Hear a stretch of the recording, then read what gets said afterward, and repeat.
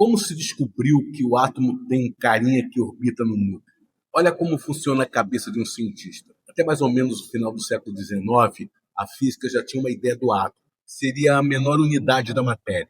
Mas tinha uns fenômenos elétricos que davam indícios de que talvez existisse uma coisa mais fundamental, uma unidade fundamental de carga.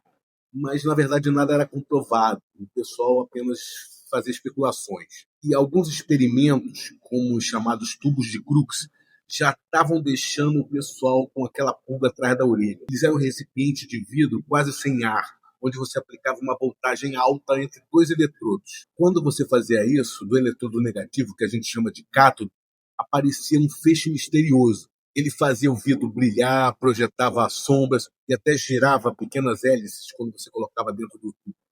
E esses caras foram chamados de raios catódicos. Mas o que eram, na verdade, esses raios? Eram ondas? Eram partículas? Era uma incógnita total. Aí, em 1897, um cara chamado J.J. Thomson fez 3 descobertas fundamentais. A primeira, os raios catódicos se desviavam sob a ação de campos elétricos e magnéticos.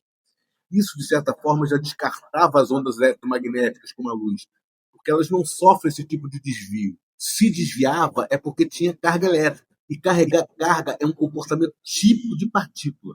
E o desvio para um campo magnético é descrito pela força de Lorentz, que é uma força que atua num corpúsculo, uma força atuando sobre uma carga Q pontual com determinada velocidade. A segunda descoberta ainda foi mais decisiva. Thomson conseguiu medir a razão carga-massa dos responsáveis por aquele feixe. O valor encontrado era cerca de 1000 vezes maior que o de qualquer íon conhecido. E isso só era possível se a massa daquelas partículas fosse extremamente pequena, muito menor do que a massa de qualquer átomo.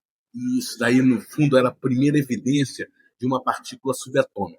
E a terceira foi o teste decisivo. Ele repete os experimentos usando diferentes metais no cátodo e diferentes gases dentro do tubo.